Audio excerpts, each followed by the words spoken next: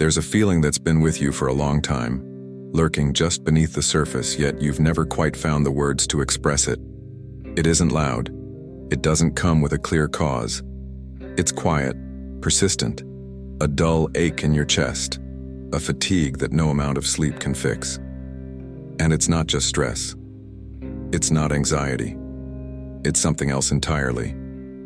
It's the quiet consequence of having said yes too many times when you wanted to say no. Of having lowered your eyes so often that you've forgotten how it feels to meet the world with your head held high. What's most unsettling is that you've accepted this feeling as normal.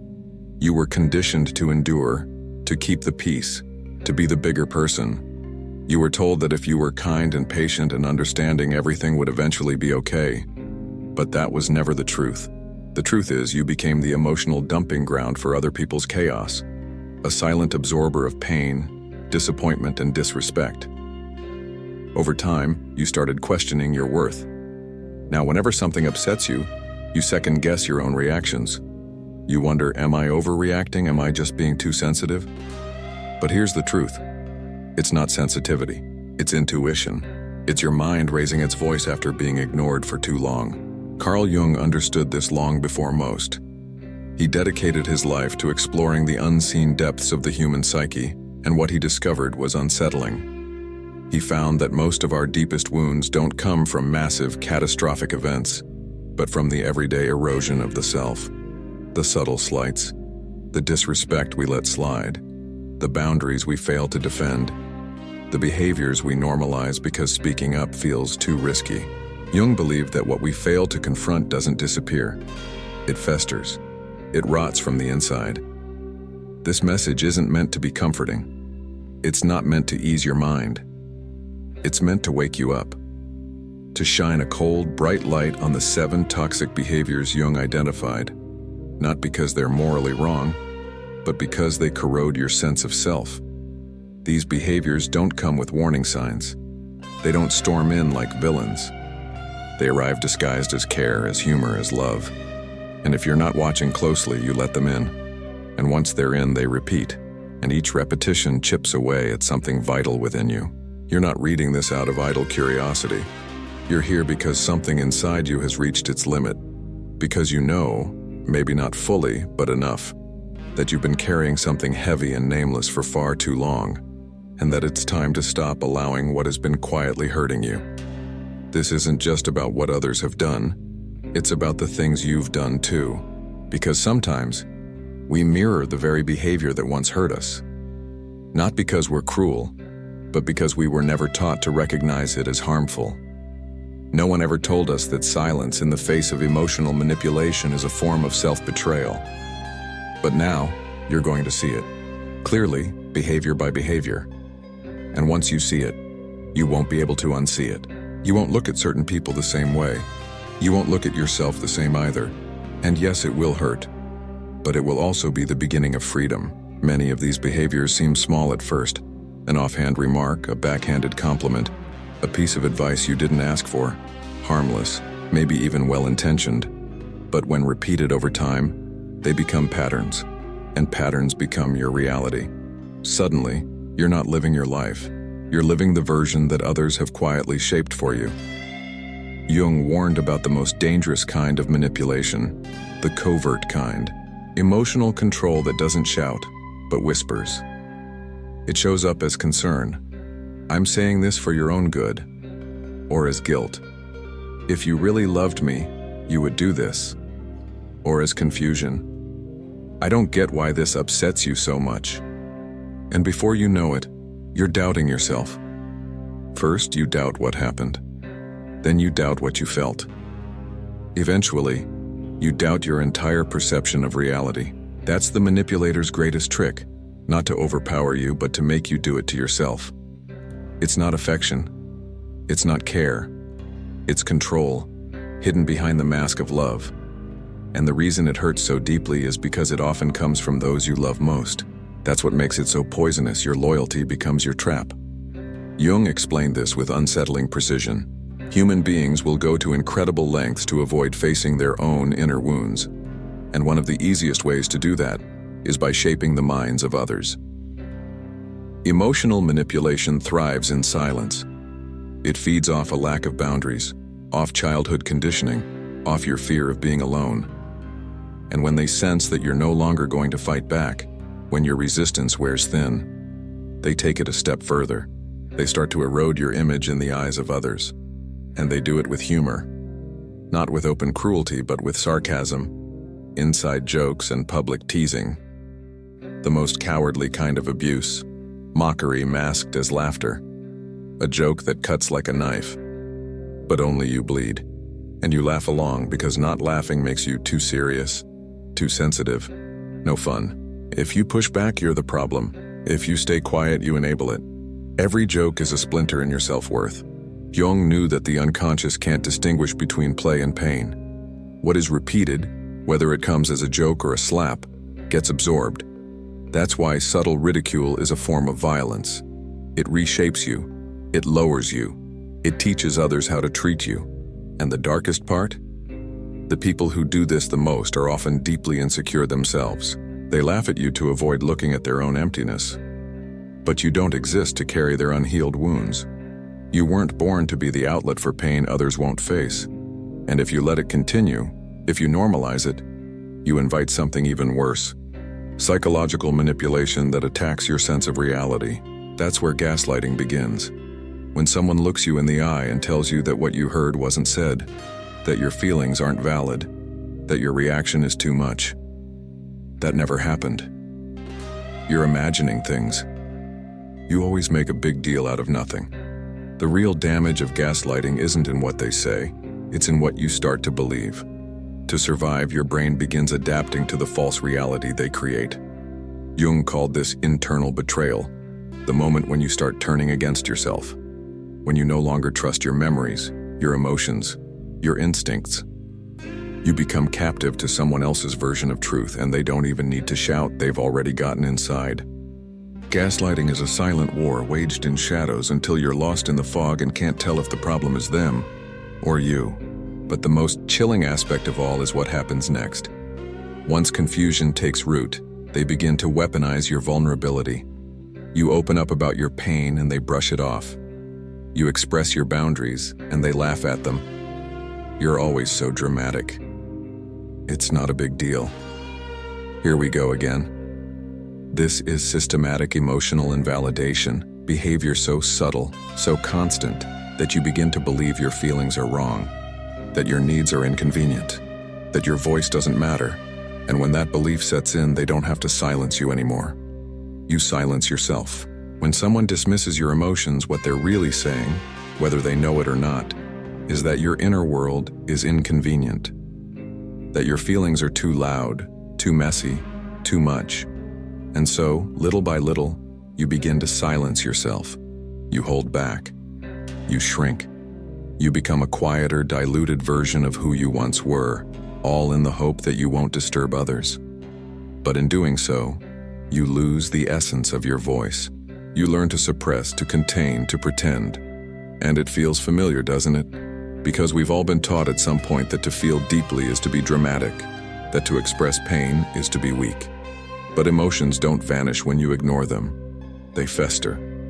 As Carl Jung warned, what we repress doesn't disappear. It mutates. It resurfaces as anxiety, rage, sleeplessness, or a grief that has no name.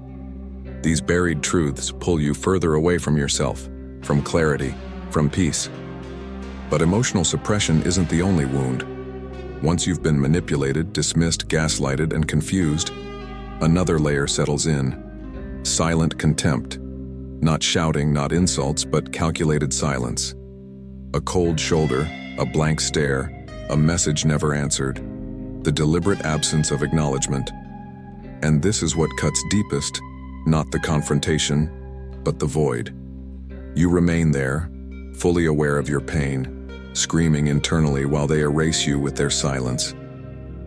Every moment without a word becomes a fresh wound in your basic human need for connection. This is how many people begin to fracture, not with a bang, but with quiet disregard. Contempt doesn't need a reason. It needs no justification. It just makes you feel like a ghost in your own life. And if you've endured this long enough without breaking, chances are you've already begun to vanish. You stop trusting. You stop speaking. You stop feeling the way you used to. Jung once wrote that whatever you deny within yourself will enslave you. Whatever you face will transform you.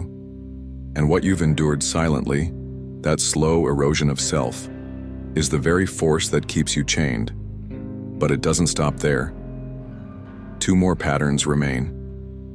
Two behaviors so subtle, so praised that if you don't see them for what they are, they'll not only break you, they'll turn you into someone who continues the cycle. Ready to go further? Because what comes next is even more deceptive.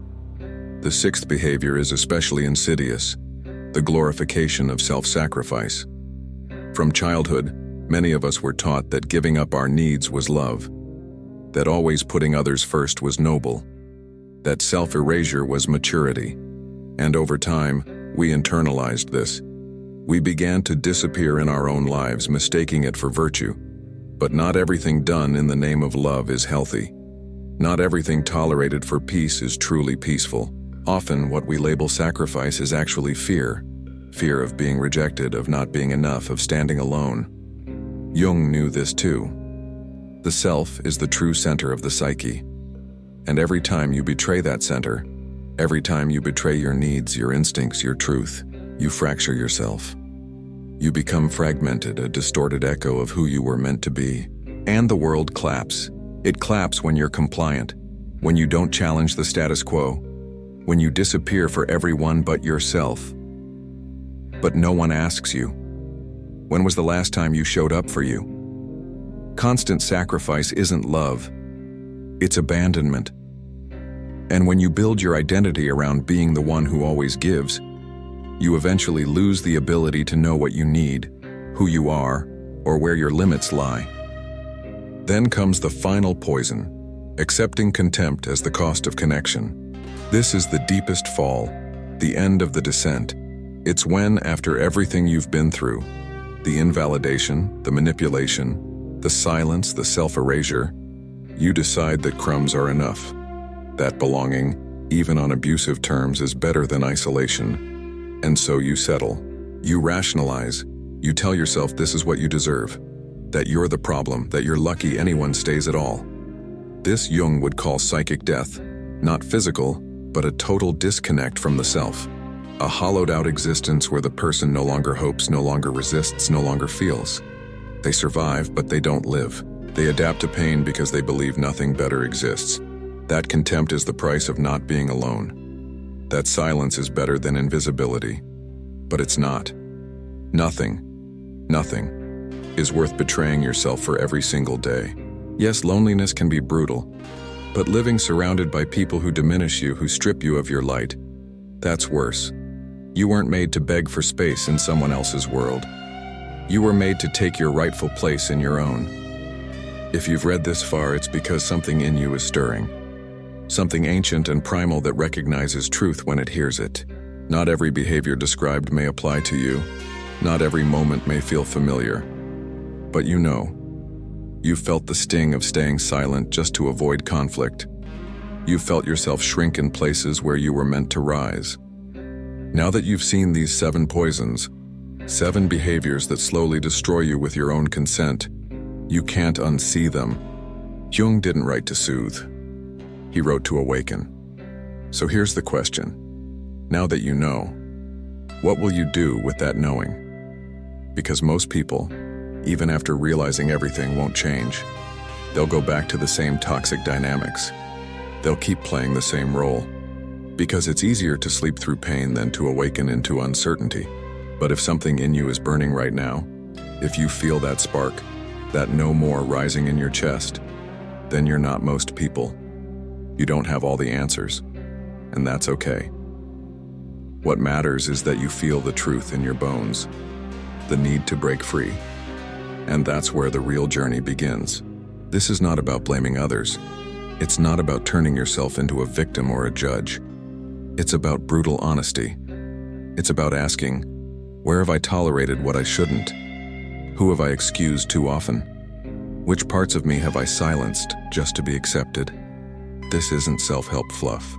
It's a mirror without filters. And if you can't look at your reflection yet, it's not because it's distorted. It's because you've never really looked. But if you choose to change, if you choose to let go of these patterns, know this: you will lose things. People, habits, familiar comforts. But you won't be losing anything that was meant for the healed version of you.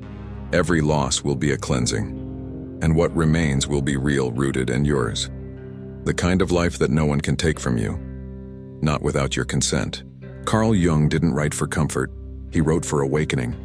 And today you've opened your eyes. So don't close them again. Don't pretend you didn't feel what you felt.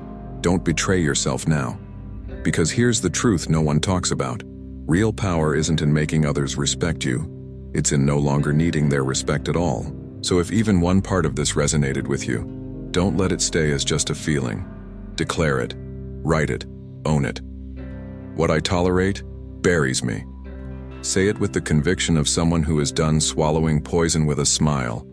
You are not here to trade your peace for cheap affection. You are here to live. Boldly, fully, and unapologetically. Now close this text. But don't extinguish what just came alive inside of you. Walk differently, speak differently, tolerate less, live more. Because once someone awakens, they never truly fall asleep again.